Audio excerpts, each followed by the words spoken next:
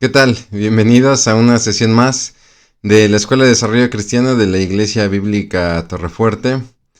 En este curso que es el libro de Levítico, el tercer libro de la Biblia, tercer libro del Pentateuco, tercer libro del Antiguo Testamento, un libro que reta. La verdad es que es un libro que, como lo hemos venido diciendo, no es para cualquier lector, ¿no? Es para todo aquel que, por un lado, quiere estimar y valorar la santidad de Dios y obviamente valorar la vida de santidad para con Dios. Y por otro lado, el evitar el riesgo de todo legalismo, ¿no?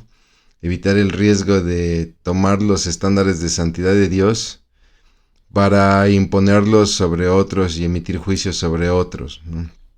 Es un libro que en realidad, como todos los libros de la Biblia, ¿no?, hablan primeramente a nuestro corazón, donde nosotros tenemos que medir primeramente nuestra persona, pero Levítico, con toda esta temática que tiene de la santidad, pues obviamente lo compromete más a uno en la lectura, ¿no? Es un libro, discúlpeme si suena muy romántico, es un libro para valientes. En realidad es un libro para valientes, para aquellos que tienen la decisión de seguir a Cristo. Si hay personas que tienen indecisión en seguir a Cristo, híjole, Levítico se puede volver un arma de dos filos, ¿no? Pero para todo aquel que ama a Dios y que está decidido a seguirlo, el libro de Levítico es una lectura obligada. Estamos llegando ya a lo que es nuestra quinta sesión, ¿no? Entonces, pues damos muchas gracias a Dios por esta quinta sesión. Si me lo permite, haré una breve oración y arrancamos entonces esta quinta sesión del libro de Levítico. Vamos a orar. Bendito Dios, te damos muchas gracias por el privilegio de abrir tu palabra, en especial de este libro tan hermoso, Dios. Este libro, Señor, que encierra toda la esencia de tu naturaleza santa. Gracias porque nos permites conocer tu santidad y también nos ayudas a caminar en santidad. Padre, sé tú atesorando todas las verdades de esta lección, de este hermoso libro, para aplicarlas en nuestra vida, Dios, no para tratar de imponerlas en la vida de otros, Señor, sino que primeramente nosotros podamos responder a ti. Todo esto te lo pedimos en el nombre precioso de Cristo Jesús. Amén. Muy bien, pues como le decía, estamos ya básicamente en lo que es nuestra quinta sesión de este curso, que empata con el quinto capítulo del libro Cómo vivir en santidad. La tengo aquí, Cómo vivir en santidad, de Ediciones Las Américas, de Bernardino Vázquez, en colaboración con su esposa Delfina Espinosa de Vázquez, que bueno, a la fecha de la grabación de este curso, pues hace pocos meses falleció Bernardino Vázquez, pero nos dejó un regalo muy hermoso con este pequeño, pero nada desestimable comentario acerca del libro de Levítico. Y bueno, pues los autores han titulado este capítulo número 5 como una vida limpia, donde nosotros vamos a aprender. Ya lo habíamos hecho desde la cuarta sesión. Empezamos a hablar acerca de algunas leyes de corte más higiénico, ¿no? Donde recordará, hacíamos esta analogía de la educación de un padre, que para con sus hijos, pues primeramente empieza a educarlos en situaciones más higiénicas, aprenderse a lavar las manos, aprenderse a lavar los dientes, ¿no? Ya después se le va educando en situaciones de un corte un poquito ya más social, aprender a dar las gracias, aprender a pedir por favor, y posteriormente empezamos con la difícil tarea de las lecciones de pureza, sobre todo de corte sexual, ¿no? Pero digamos que de esa manera, en esa misma manera, Dios comienza a establecer la ley primero con situaciones de corte un poquito más, si me lo permite, higiénico, ¿no? Y bueno, pues entonces la sesión pasada comenzamos con la alimentación. las normas de alimentación para el pueblo de Israel de la época de Moisés, donde se establece muy bien quiénes son los animales considerados puros, es decir, que son comestibles, que serán parte de la dieta de Israel, y quiénes son los animales impuros, es decir, aquellos que no deberán ser comidos, ¿no? Que no deberán ser servidos, cocinados, porque no son considerados puros. Decíamos la sesión pasada que no se trata aquí de establecerle al cristiano la norma de qué debe y no debe comer, ¿no? Entonces, mi hermano, mi hermana, si usted de repente se come unos tacos de carnitas de puerco, pues no hay ningún problema, ¿no? Lo importante aquí es entender la esencia de la ley, ¿no? La pregunta aquí es, ¿con qué alimentas tu corazón? ¿Con qué alimentas tu vida espiritual? ¿No? Y ahí sí hay que hacer una separación entre lo puro y lo impuro. Le pongo este ejemplo muy rápido. El entretenimiento, en el área del entretenimiento, todos buscamos tener una distracción, un hobby, algo que nos entretenga. Bueno, la pregunta es, ¿con qué nos entretenemos? Aquello con lo cual nos entretenemos, ¿edifica nuestra vida espiritual o la daña? Es decir, quizá un entretenimiento podría ser ver películas. ¿Qué tipo de películas estamos viendo?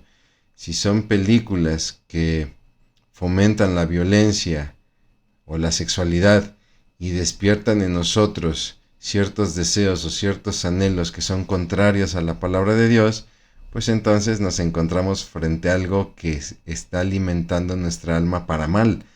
Estamos ante un alimento impuro, ¿no? Sin embargo, si aquella película que vemos nos edifica y fortalece nuestra relación con Dios, pues entonces el alimento es bueno. Entrar en detalles es entrar en un tema complejo. El que yo les dé aquí una lista de qué películas sí y qué películas no, pues es entrar en temas polémicos, que no es el objetivo de la clase, obviamente, ¿no? Pero que también no puedo dar una lista, por decirlo así, predeterminada, porque cada corazón de cada persona es diferente. Y lo que quizá para mí no ofrece ningún problema en mi relación espiritual con Dios, lo puede ofrecer para otras personas. O lo que para otras personas no es un problema, para mí puede ser un problema. Si yo tengo problemas, por ejemplo, de lascivia, de tener este deseo sexual cada vez que veo a una mujer, pues obviamente, claro que me afecta el que yo vea películas, ya no diga usted pornográficas, ¿no? Tan solo de ciertos cortes sensuales, ni siquiera eróticos, ¿no? Con cierto toque sensual, pues me puedo ver afectado. Pero si yo no tengo problema, si yo no vivo con ese problema de lascivias, de lujurias, pues entonces quizá no tengo problema en ver una película de corte sensual o con cierta escena erótica que no me genera a mí ningún problema. Depende mucho del corazón de la persona. Si yo soy una persona, en mi caso, abro mi corazón aquí, yo fumaba demasiado y gracias a Dios ya tiene muchos años que no fumo, pero aún se me antoja el cigarro, ¿no? Y entonces cuando de repente estoy con mi esposa, ¿no? Estamos viendo una película, le pongo un ejemplo de estas películas de mafia, ¿no? Y donde de repente los mafiosos se sientan y empiezan a jugar baraja, etcétera, y empiezan a fumar. Le digo a mi esposa, parece increíble, pero todavía se me antoja el cigarro, ¿no? Digo, no me afecta tanto como para estarme rasguñando la cara y Dios, quiero un cigarro, ¿no? Pero note usted cómo sí influyen muchas cosas de las que hacemos, porque todo lo que vemos, todo lo que escuchamos, ¿no? Alimenta nuestra alma. La música que escuchamos, las películas o las series televisivas que vemos, inclusive las pláticas, las charlas que tenemos, pueden edificar o destruir. Y ahí es donde tenemos que hacer la separación de qué es puro y qué es impuro para alimentarnos a nosotros. No tanto de estar viendo si lo que comemos procede de un animal rumiante con pezuña hendida, ¿no? No ese es el propósito. Bien, entramos entonces ahora a lo que es una vida limpia, donde vamos a hablar así en general de áreas como son, por ejemplo, las leyes posparto, ¿no? Para las mujeres, las leyes de pureza posparto, de limpieza posparto, las leyes de limpieza post-relaciones, ¿no? Para los matrimonios, y también la situación, por ejemplo, de las enfermedades, sobre todo de la lepra, las leyes higiénicas para aquellos que han contraído lepra o que han sido sanados de la lepra, ¿no? Y entonces, como usted puede ver, seguimos un poquito con este corte de las leyes higiénicas. Entonces, pues arranquemos pues con el primer tema, que sería hablar de purificación. Tenemos que entender y tenemos que tener mucho balance en nuestro corazón con temas, con términos del libro de Levítico y de la Biblia en general. Porque pareciera que hablar de purificación muchas veces lo entendemos como hablar de no equivocarse, ¿no? Y de no pecar. Y entonces tratamos de vivir una vida pura. Pero la pregunta es, ¿quién no peca, no? Y la purificación no es sinónimo de no pecar, ¿no? La purificación simplemente tiene que ver con limpieza, ¿no? Cuando yo voy y me lavo las manos antes de comer, yo estoy purificando mis manos, ¿no? No quiere decir que si no me lavo las manos yo estoy cometiendo un pecado que ofende a Dios, no es así. Pero obviamente tengo más riesgos, ¿no? Hay un riesgo porque puedo contraer una enfermedad por alguna bacteria que esté en mis manos, ¿no? Entonces, algunas formas en las que se podía caer en impureza no siempre tenían que ver con el pecado, ¿no? Hay muchas situaciones en las que no precisamente la persona cometió un pecado, y aquí le estoy poniendo algunos ejemplos, ¿no? Por ejemplo, el parto. Las mujeres que tenían a sus hijos a través del parto eran personas consideradas impuras. Pero les repito, impuro no es sinónimo de pecador, porque no es pecado tener hijos, ¿no? Entonces hay que tener mucho cuidado con el uso de la terminología bíblica, sobre todo en Levítico, porque tendemos a ser sinónimos de lo que no son sinónimos, ¿no? Le decía yo que vamos a hablar acerca de la lepra, por ejemplo, que es una de las enfermedades, y vamos a ver las leyes de purificación para la lepra. Y no quiere decir que la persona que tiene lepra es porque es pecadora, ¿no? Hablaremos, como puede ver aquí en pantalla, acerca de los flujos corporales propios de la mujer, como el caso de la menstruación, propios del hombre, ¿no? De la secreción masculina, o por ejemplo las personas que solían escupir o toser, ¿no? Es decir, todos estos ejemplos que acabo de mencionar son situaciones que de repente nos puede pasar y que nosotros no escogemos que nos pasen. Por lo tanto, no es un pecado que nosotros hagamos voluntariamente, o ni siquiera es pecado, ¿no? Es decir, si de repente alguien estornuda, ha tenido una secreción de saliva, ¿no? Y bueno, no por eso se ha ofendido a Dios y tiene usted que pedir perdón a Dios, ¿no? Pero tenemos ciertas normas cuando uno estornuda o uno tose, como es tomar un pañuelo, cubrir la boca y después limpiar un poco la boca, limpiar las manos y de preferencia lavarse las manos por cuidado personal y por cuidado de los demás, ¿no? Esa es la esencia de estas leyes de purificación, que tienen un toque especial porque lleva un doble compromiso, ¿no?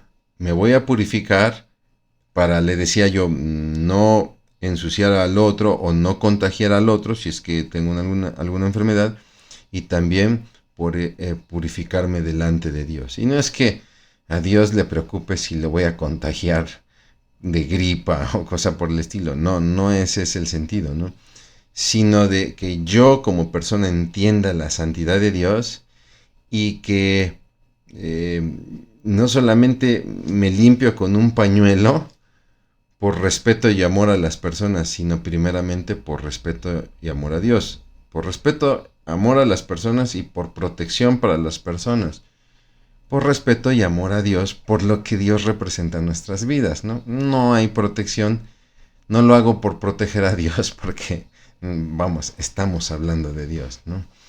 Entonces, pues se dan estas situaciones que, le repito, son involuntarias, que ponen en peligro a la población por contagios, ¿no? Se podría hablar inclusive de una epidemia, como el problema de la lepra, ¿no? Y bueno, ante esta situación, lo que sí era un hecho es que las personas no podían participar del culto ni acercarse al tabernáculo como una manera de educar a las personas del significado de la santidad de Dios, ¿no? Lo que Dios exige en estas leyes es el apartarse, ¿no? Para proteger, y el purificarse, ¿no? Para tener esta condición óptima para con los demás y para con Dios mismo. Bien, entonces hablemos de lo que sería lo que arranca el capítulo 12 de nuestro libro de Levítico, que es la purificación postnatal. Bueno, ¿en qué consistía esto? La mujer, después de que daba a luz, quedaba impura por 7 días, ¿no? Es decir, se consideraba a una mujer que, pues por las situaciones que se dan en el mismo parto, ¿no? El sangrado, los flujos, la placenta, entonces eso se hacía que se considerara a la mujer como impura y tenía que permanecer, digámoslo así, por un reposo de 7 días, primeramente, si es que había tenido un hijo varón. Si había tenido una hija mujer, obviamente, pues entonces los días se duplicaban a 14. La realidad es que no hay una explicación, la Biblia no ofrece una explicación, ¿no? Y bueno, la verdad no queremos aquí empezar a sacar, a tratar de sacar conclusiones de algo que no se explica, ¿no? Una vez que ocurría esto, ok, la mamá reposaba de esta situación posparto, no se podía presentar ante las demás personas, sobre todo en culto público. No podía participar en el tabernáculo, tenía que permanecer en reposo, y al octavo día, entonces el niño se llevaba para ser circuncidado. ¿Por qué? Porque era para el judío pues una señal del pacto abrámico, ¿no? Que servía como identidad. Con este acto de circuncisión, yo determino que mi hijo es hijo de Abraham y es parte del pueblo escogido de Dios.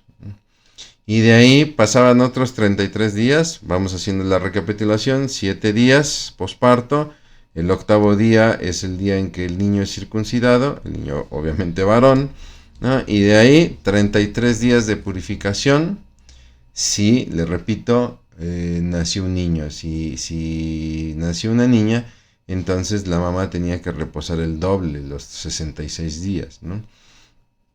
Y en todo este periodo, la mujer no podía tocar ninguna cosa considerada santa, ni, como le decía yo, acudir al tabernáculo o al santuario, ¿no? ¿Por qué? ¿Por qué se hacía esto? Bueno, era un periodo en el que la mamá se recuperaba, en la que mamá reposaba, y en lo que pasaban los días en que terminaba todo este proceso de flujos, ¿no? Eh, lo que nosotros estamos viendo aquí, pues es un cuidado no muy diferente al que de repente se tiene, por ejemplo, en los hospitales, ¿no? Donde después de un parto la mamá y el bebé son limpiados, ¿no? Y aunque ya ellos han sido limpiados, bueno, pues suben a cuarto, o lo que decimos comúnmente aquí en México, suben a piso, suben a su cama, ¿no? Para reposar, ¿no? Para que baje la hinchazón, para que se retire todo esto que le llaman la famosa sanguaza, ¿no? Que es como una sangre con agua. Y bueno, pues estar limpiando para evitar cualquier posible infección en un futuro, ¿no? Entonces, nosotros vemos cómo aquí en la ley, Dios no está estableciendo una ley por capricho. ¿Sabes qué? Que después del parto, pues vas a ser considerada impura. de 33 a 66 días, dependiendo de lo que tenga, simplemente porque se me ocurrió o me da la gana. No, no es así. Dios muestra el interés por nuestra salud, ¿no? Y en este caso, pues podríamos hablar de una salud reproductiva o, si me lo permite, también una salud maternal, ¿no? Entonces, note usted el contraste de épocas, porque estamos hablando de que en los tiempos bíblicos la maternidad era la realización máxima de toda mujer, ¿no? Toda mujer quería ser madre porque era el punto cumbre de ser mujer, ¿no? Hoy en día, lamentablemente, se ha vuelto un tema subestimado, ¿no? No quiero con esto decir que si las chicas no quieren tener hijos estén mal, ¿no? Eso no le hallo tanto problema realmente, ¿no? El problema no está en si la chica quiere o no tener hijos, ¿no? El problema a veces está en la razón por la cual no quiere tener hijos, ¿no? Hay razones que se entienden, ¿no? Hay chicas que dicen, por el momento yo no quiero tener hijos, ¿por qué? Porque estoy desarrollando mi vida profesional, ¿no? Y obviamente este es un claro contraste cultural entre la época bíblica y la época actual. En la época bíblica no existía, por ejemplo, la carrera universitaria o el posgrado, ¿no? Y que existe hoy en nuestros días, y por lo tanto tiene sentido que una chica en nuestros días diga, por el momento no quiero tener hijos porque quiero hacer mi posgrado o estoy dedicado ahorita a mi trabajo, etcétera, ¿no? ¿Dónde podríamos hablar del problema? Cuando la situación de maternidad se subestima o se menosprecia, ¿no? Es que no quiero tener hijos porque son una carga, ¿no? Es que no quiero tener hijos porque el embarazo es tedioso, ¿no? Y ahí entonces sí tenemos un problema porque empezamos a menospreciar algo tan hermoso, tan natural y que viene de parte de Dios, que es el proceso de embarazo, de alumbramiento, etcétera, ¿no? A veces también nosotros como padres cometemos errores en ciertos comentarios que hacemos sobre todo con nuestras hijas, ¿no? Híjole, no, es que espérate, si te embarazas no sabes, ¿no? Y el parto duele horrible, etcétera, ¿no? Es de hecho de los dolores más fuertes que se han registrado en el ser humano, etcétera. Y pues, lejos de compartir la bendición y el gozo que es tener un hijo, pues terminamos espantando a nuestros hijos, ¿no? Entonces, obviamente todas estas leyes tienen sentido cuando nosotros nos ponemos en los zapatos de la generación de esta época, en el contexto cultural de la época, donde le repito, para la mujer la maternidad es la realización máxima. El tener hijos, el tener descendencia era un símbolo de promesa de bendición, ¿no?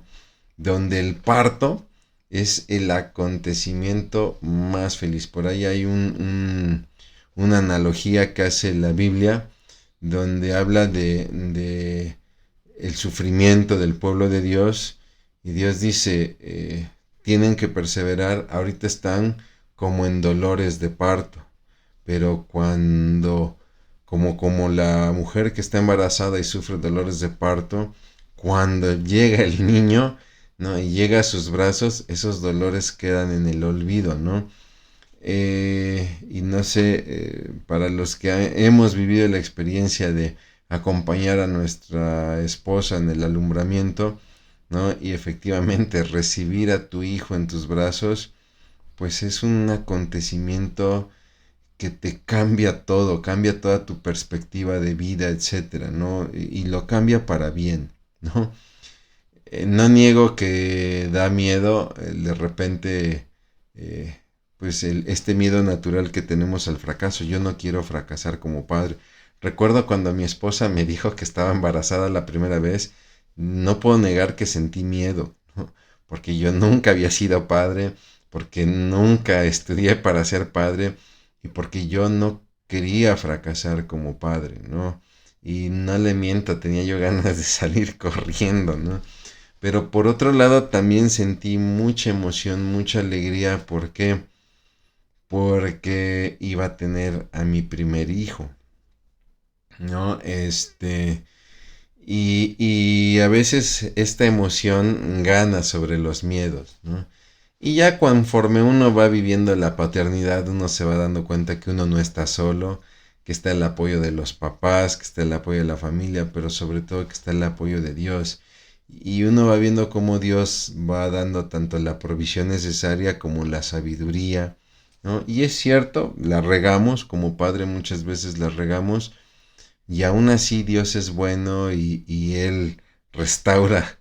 Cada vez que metemos la pata, Él restaura el corazón de nuestros hijos, etcétera, ¿no? Y entonces, pues se vuelve una bendición, ¿no? De hecho, entendiendo el contexto de la época, la mujer que no podía tener descendencia, es decir, que sufría de esterilidad, pues vivía una tragedia, ¿no? Eh, Hoy muchas chicas, por ejemplo, no quieren tener hijos y obviamente estos puntos que acabo de tocar no pesan. ¿Por qué? Porque ya no son parte de nuestro contexto, ¿no? Sin embargo, por ejemplo, para muchas mujeres hoy en día, el no poder tener hijos sí sigue siendo un peso y un golpe muy fuerte al corazón, ¿no? Entonces, lo que podemos ver aquí en este texto es cómo Dios valora la vida, cómo Dios valora la descendencia, etcétera. No quiero decir tampoco que nuestro contexto actual esté bien o que nos tengamos que sujetar al contexto actual, ¿no? Lo único que estoy haciendo aquí es hacer un contraste del contexto cultural de la época bíblica con nuestro contexto cultural, ¿no? Aquí cada uno de nosotros tiene que sopesar en el corazón lo que Dios valora, ¿no? Y quizá haya parejas que hayan determinado no tener hijos, quizá hay parejas que han determinado tener hijos, ¿no? Ni los unos ni los otros son más o menos delante de Dios, ¿no? Aquí la pregunta es, ¿con hijos o sin hijos? ¿Cómo puedo glorificar a Dios? ¿No? Pero es interesante ver este contraste cultural, ¿no? Y cómo todas estas leyes van respondiendo también a este contexto cultural, ¿no? Es decir, la bendición de tener un hijo y de ahí toda esta ley de purificación y cuidado, sabiendo que, piense usted en esta mujer que ha tenido a su hijo y que tiene que guardar los días de purificación, la circuncisión del niño, etcétera, después de haber tenido el máximo evento que es tener un hijo, pues créame que no pesaba en el corazón de las mujeres, ¿no?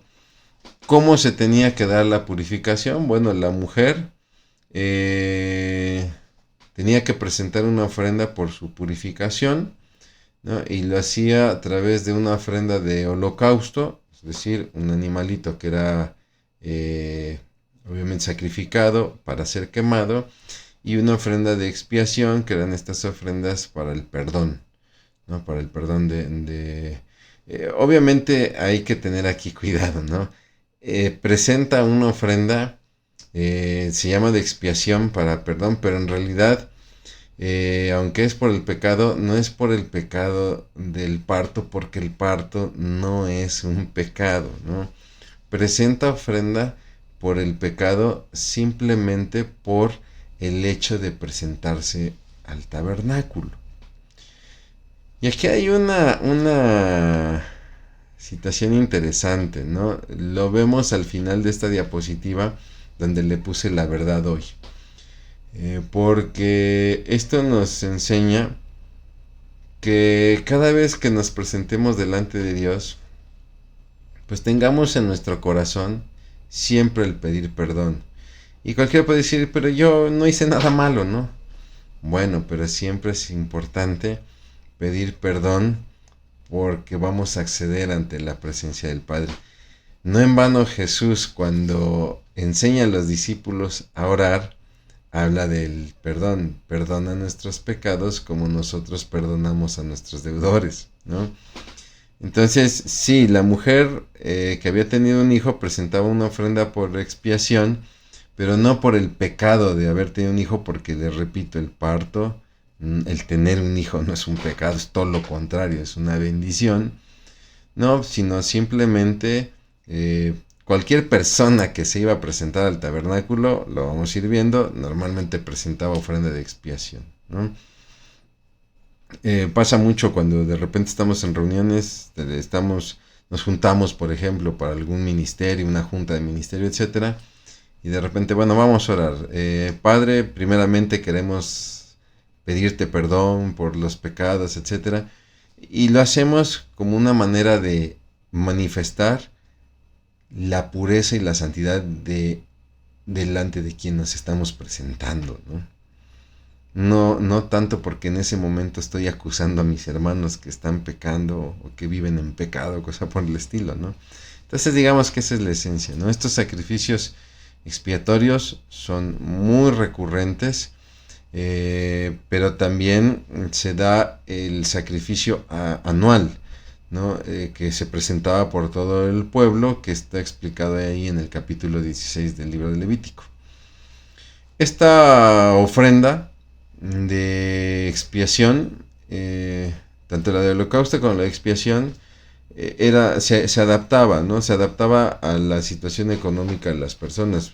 ¿Por qué? Porque había personas que quizá por su situación económica no podían ofrecer, por ejemplo, un cordero, ¿no? Que no era un animal nada económico, y entonces la ley establecía que si la persona no tenía los recursos para ofrecer un cordero, entonces podía presentar dos tórtolas, ¿no? De ahí le pongo aquí la referencia del Evangelio de Lucas, donde Lucas nos narra precisamente la purificación de María, esta purificación posparto de María. Nos narra que cumplidos los días de la purificación, María, los primeros 7 días, María lleva al niño para ser circuncidado al octavo día, lleva al niño Jesús o lleva a Jesús, ¿no? Al octavo día para ser circuncidado, ¿no? Y nos habla de que presentó como sacrificio las dos tórtolas, ¿no? Entonces nos permite ver también un poquito la situación económica de María y de José, ¿no?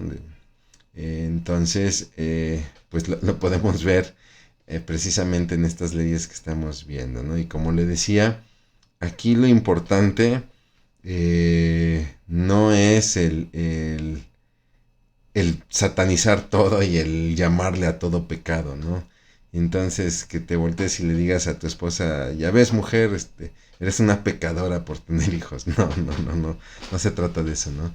Sino la esencia, la enseñanza de esto que estamos estudiando es buscar siempre, siempre, siempre que nos postremos delante de Dios, examinar nuestro corazón. Esto es algo que hacemos mucho, por ejemplo, en la mesa del Señor, ¿no?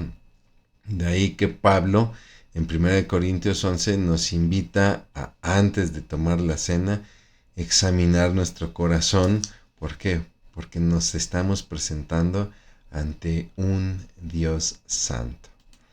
Bien, entonces vienen las leyes sobre la lepra, ¿no? Sobre la enfermedad.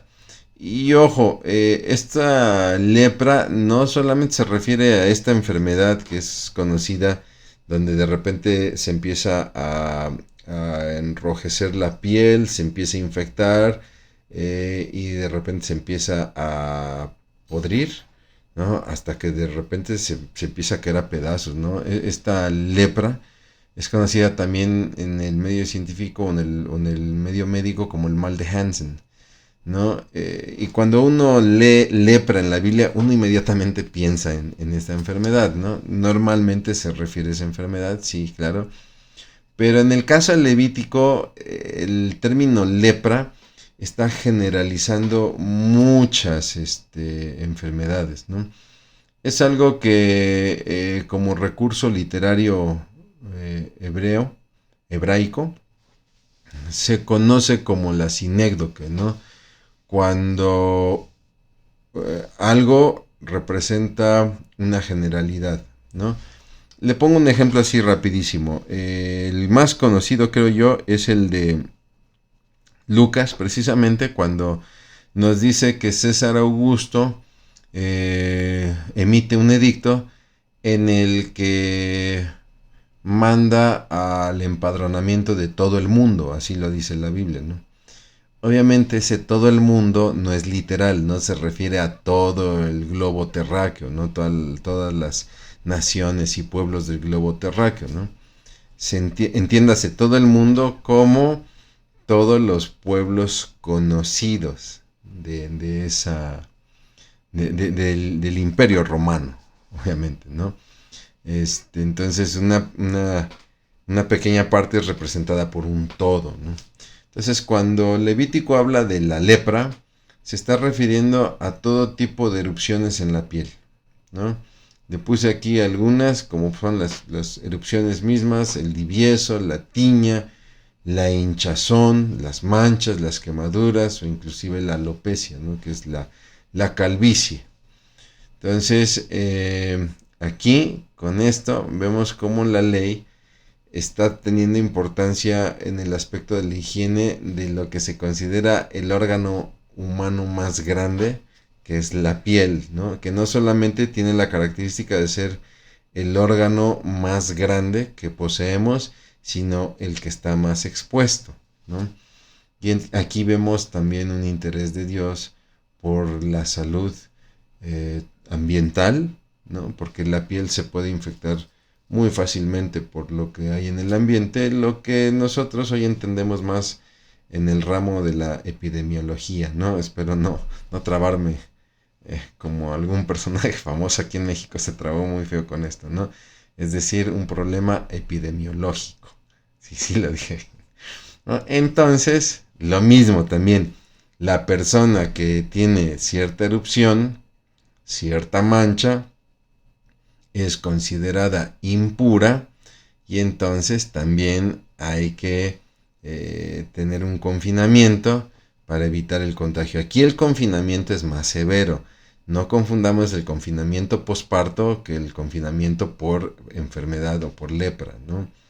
¿Por qué? Porque una mujer que tenía su niño, ella se quedaba reposando en casa y podía estar acompañada de su familia, ¿no? Pero aquí estamos hablando de un confinamiento fuera del pueblo, ¿no?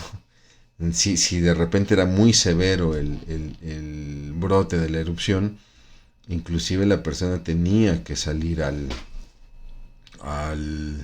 tenía que salir de la tribu, del pueblo, ¿no? Del campamento, más bien dicho, ¿no? Y bueno, le puse aquí la referencia, usted la puede ver en el versículo 46 del capítulo 13. Las leyes sobre la lepra pues están contempladas tanto en el capítulo 13 como 14, ¿no? Y el confinamiento lo refiere el verso 46 del capítulo 13 y también el verso 2 del capítulo 5 del libro de Números, ¿no? Hay que tener mucho cuidado cuando uno estudia temas como la lepra, porque hacemos de la lepra lo que hacemos del pecado. ¿A qué me refiero? La lepra era una enfermedad, le repito, pues muchas veces involuntaria, la persona no se la buscaba, ¿no?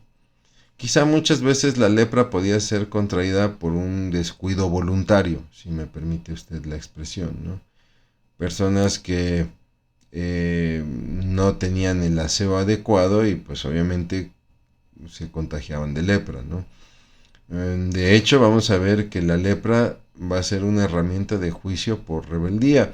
Le puse aquí dos ejemplos. El caso de Miriam, hermana de Moisés, que murmura contra Moisés y entonces en su murmuración él ataca a Moisés, se junta con Aarón, el otro hermano, y los dos, Miriam y Aarón, empiezan a cuestionar la autoridad de Moisés, empiezan a murmurar en contra de Moisés con todo el pueblo.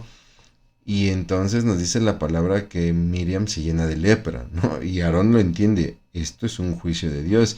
Y le pide a Moisés, oye, ruega a Dios para que nuestra hermana no sea como el niño que nace muerto y termina pudriéndose, ¿no? Es severo el juicio, ¿no? O el rey Usías, este rey que fue un buen rey en el sentido de que fue celoso de la palabra de Dios, un rey de Judá, cuando el pueblo se divide, cuando el reino se divide, Usías es rey de Judá, su padre también fue buen rey, ¿no? Observaban la palabra, pero en los últimos años Usías se vuelve soberbio, a tal grado de que se presenta al templo a ofrecer el incienso, cosa que solamente estaba destinada para los sacerdotes, ¿no? Y cuando el sumo sacerdote le recrimina, oye, esto que estás haciendo está mal, no puedes hacer esto, Usías en su soberbia, en su orgullo, se encoleriza e inmediatamente le brota la lepra, ¿no? Entonces es cierto, muchas veces la lepra va a ser una manifestación de del juicio de Dios, pero no siempre era por una situación de pecado. El problema es que la lepra se convirtió en un tema de estigma social, ¿no? Y para los tiempos de Jesús, los leprosos eran personas rechazadas porque eran no solamente consideradas sucias, sino aparte pecadoras. Y ahí es donde Jesús nos da una gran lección cuando nosotros vemos el trato que Él tiene con los leprosos, donde se acerca a ellos, donde les toca, ¿no? O sea, quita este estigma social del miedo al contagio, pero también quita este estigma social al rechazo, ¿no? Del pecado, no los trata como pecadores, ¿no?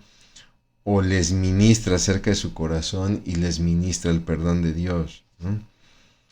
Eh, ¿Cuál era la condición del leproso? Bueno, el sacerdote tenía que diagnosticar al infectado. La persona de repente observaba manchas, se presentaba ante el sacerdote y el sacerdote tenía que revisar las manchas. ¿Por qué? Porque tenía que valorar, no toda mancha era impura, ¿no? Por ejemplo, le hablaba yo hace rato de la alopecia, que es la caída de cabello. Cuando la persona empezaba a notar caída de cabello, se presentaba ante el sacerdote lo revisaba y le decía, pues sabes que es calvicie natural, no hallo algún enrojecimiento en la piel, no hallo alguna mancha ni nada, al parecer es calvicie natural. Si de todos modos tienes dudas, a la semana te presentas, ¿no? O por ejemplo, cicatrices, ¿no? Cicatriz por una quemadura o algo. Bueno, se podían presentar ante el sacerdote revisaba, ok, esto es un lunar o es una cicatriz o fue una quemadura, pero no da muestras de que sea algo mayor, ¿no? Entonces, eh, el sacerdote se dedicaba a hacer este diagnóstico.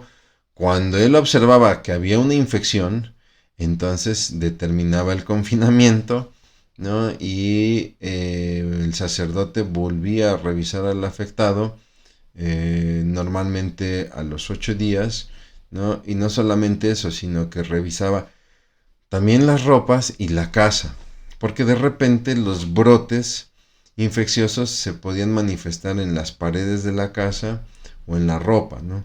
Si la ropa manifestaba brotes de infección, la ropa tenía que ser quemada. En el caso de la casa, si de repente así en la pared, ¿no? Había un brote de una mancha infecciosa, se tenía que tallar la pared, limpiar y a los 8 días revisar, ¿no? Si el brote volvía a aparecer, inclusive se llegaba a derribar la pared, ¿no? Habla de casos en el que inclusive el brote aparece en toda la casa y habla de casos tan extremos como tener que derribar toda la casa, ¿no? Eh, y bueno, me viene a la mente el pasaje donde Jesús dice, si tu ojo te fuese ocasión de caer, mejor sácalo, ¿no? Es mejor que entres tuerto al reino de los cielos, ¿no? Y no que vayas con los dos ojos al infierno donde el gusano nunca muere, ¿no? Obviamente Jesús no está siendo literal, porque si no ya todos andaríamos tuertos o ciegos, ¿no? eh, Sino es esta capacidad que debemos de desarrollar de si algo está siendo causa de que peques, apártalo, córtalo de raíz, ¿no? Y creo que una manera de ilustrarlo es la casa, ¿no? Si la casa tiene una mancha y tratamos de restaurarla y sigue persistiendo, mira, mejor tírala, ¿no? Entonces, si hay una situación que está manchando tu vida con pecado, y has tratado de restaurarlo y simplemente no hay avance, pues vale la pena mejor arrancarlo de raíz, ¿no? Pero le repito, estamos hablando de situaciones, y ojo con esto, es muy importante, estamos hablando de situaciones personales, de corte personal. No empecemos a ver al esposo, no empecemos a ver a los hijos, mira, ahí te habla el hermano, no, no, esto es personal, ¿no? Una situación también es que cuando a la persona se le detectaba lepra, sobre todo una lepra severa, contagiosa, debía de cubrirse con cierta vestidura que lo caracterizaba, debía tomar una campana y debía de ir tocando la campana y gritando leproso, para que todos los que estuviesen cerca se alejaran y no se contagiaran, ¿no? Obviamente la persona tenía que mantenerse fuera del campamento. Con todo esto que le acabo de decir, le recomiendo por ahí que lea pasajes de los evangelios donde Jesús trata con leprosos. Porque le repito, los leprosos ante todo esto se volvieron una peste social y fueron tratados de una manera terrible, y el trato que les da Jesús, creo yo, nos muestra la esencia del cristianismo, ¿no? ¿Cuál es la verdad hoy? Bueno, hoy si de repente a nuestros hijos les sale una mancha, pues no los vamos a sacar de la ciudad. No los vamos a envolver en una manta y a darle una campana y órale chamaco, empieza a gritar, ¿no? Varicela, ¿no? No, no, no es así, ¿no? Lo que tenemos que extraer es la esencia del mandamiento, ¿no? Eh, la varicela, mi hermano, es lo de menos, ¿no? El pecado es el que nos afecta, el que nos ensucia, el que nos infecta. Y no solamente a nosotros, sino a los que están a nuestro alrededor. Yo no puedo decir, bueno, pues me voy a echar una canita al aire y voy a tener relación con, no sé, una compañera en mi trabajo. Total, si peco soy yo, es muy mi cuerpo. No es cierto, afectamos a nuestra pareja, afectamos a nuestros hijos. La mancha se extiende y afecta a nuestro entorno, afecta a nuestra relación con Dios, con nosotros mismos. Si la otra persona tiene familia, también se ve afectada, etcétera, ¿no? Entonces, tenemos que tener mucho cuidado de todo aquello que puede manchar nuestra vida espiritual, ¿no? Y también muy importante, creo que la lección que podemos rescatar es que no se trata de hacer un estigma del pecador, ¿no? Y como tú eres pecador, aléjate de nosotros. Es más, esta iglesia no te merece. Si eso es así, entonces no veo razón para tener una iglesia. Si la iglesia va a ser un lugar al que solamente llegue la gente limpia, mis hermanos, con todo respeto, tendría yo que hacer mis maletas y ser el primero en salir. Porque, pues yo soy pecador.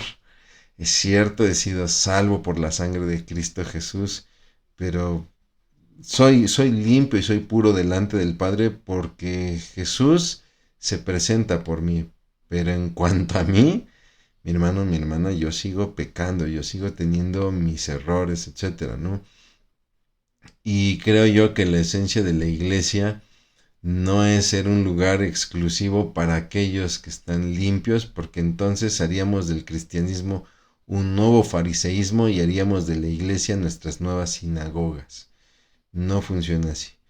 Hay pecado en los hermanos, hay que restaurarlos.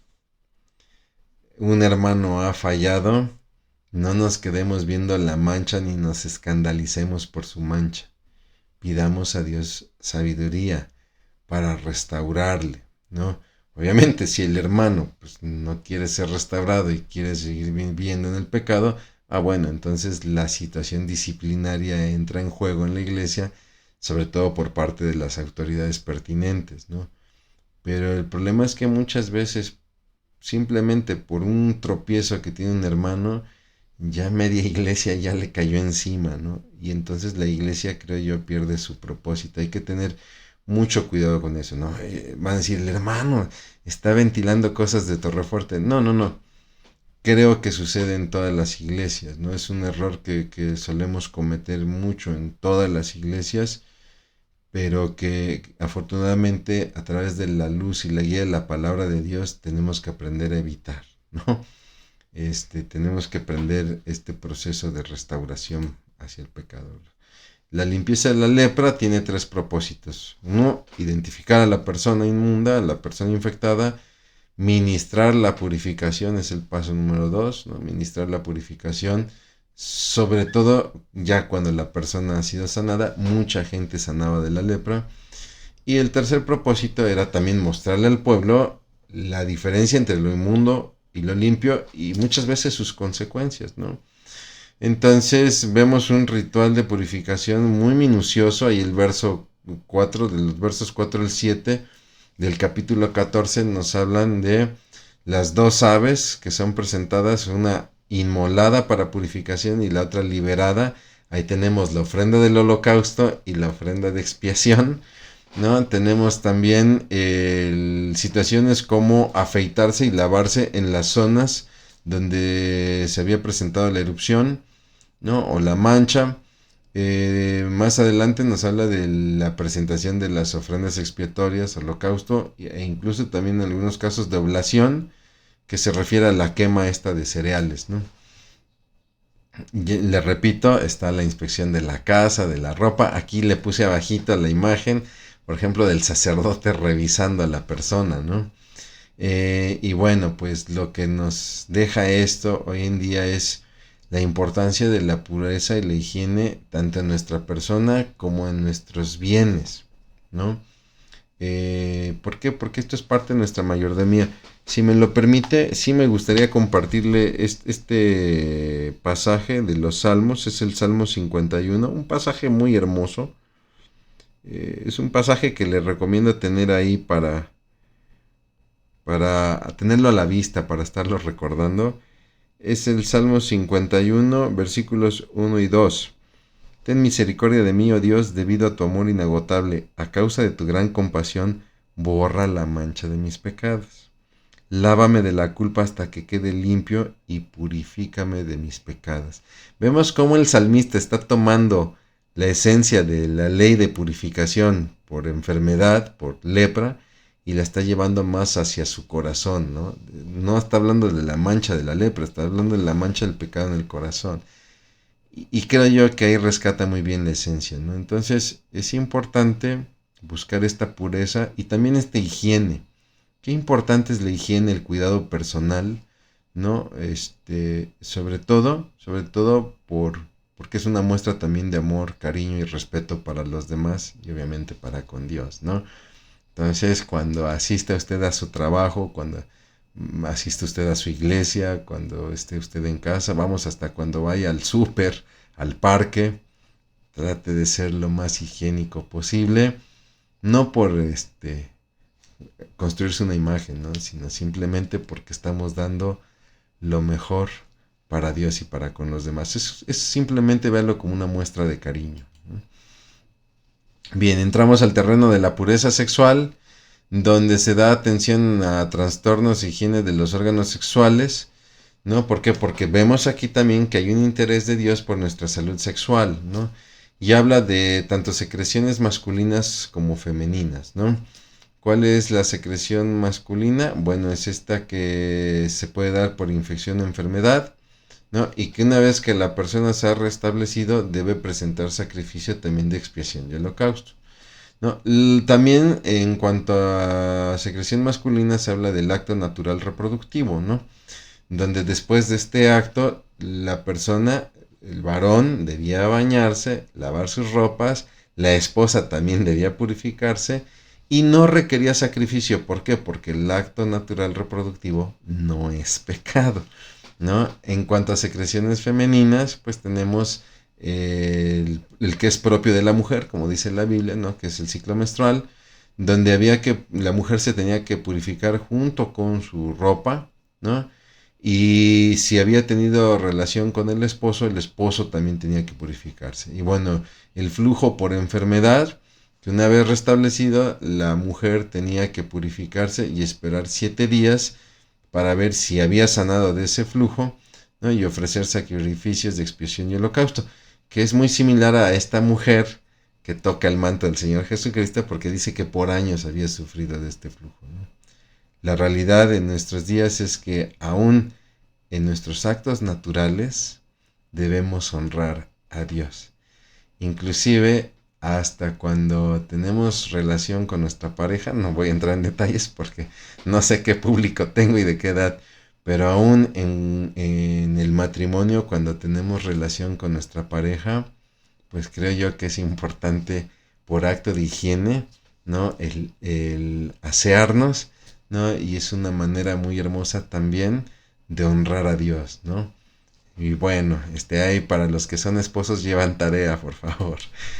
Para terminar, preguntas para reflexionar. Ante el interés de Dios por nuestra salud, vimos que tiene interés por nuestra salud eh, sexual, por nuestra higiene, ¿no? Por nuestra salud reproductiva. ¿Cómo cuidamos la salud e higiene de nosotros mismos y de nuestros seres queridos? ¿No? Ante el interés que tiene Dios, ¿cómo estoy respondiendo yo? ¿Con qué interés también estoy respondiendo? ¿Cómo reacciona usted ante su pecado y ante el pecado de los demás? ¿O trata a los pecados de otros como si fueran leprosos, como los fariseos lo hacían con los leprosos? En una era en donde se menosprecia la maternidad y donde está en auge la práctica del aborto, la promiscuidad sexual, la pornografía, ¿por qué considera usted que es importante observar la santidad, tanto de Dios como nuestro proceso de santidad en nuestras vidas? Bueno, mi hermano, mi hermana, pues yo le agradezco enormemente que me haya acompañado en esta ya quinta sesión del libro del Levítico. Le pido encarecidamente, siga usted haciendo la lectura de su libro, compleméntelo con la lectura de la epístola a los Hebreos. Y como le decía yo, sería importante revisar los pasajes de los evangelios en el trato que Jesús da, por ejemplo, a los leprosos, que créame va a ser muy edificante. Haré una breve oración y daremos por concluida ya nuestra quinta sesión. Bendito Dios Padre, cuántas gracias te damos, Señor, porque eres bueno, mi Dios, cuántas gracias te damos, porque, Señor, tú nos guías, Padre, tú eres santo y nosotros queremos responder ante esa santidad, no por imposición, no por carga, sino por el amor que te tenemos. Te damos muchas gracias por todo esto en Cristo Jesús. Amén. Muchas gracias, mi hermano. Dios le bendiga.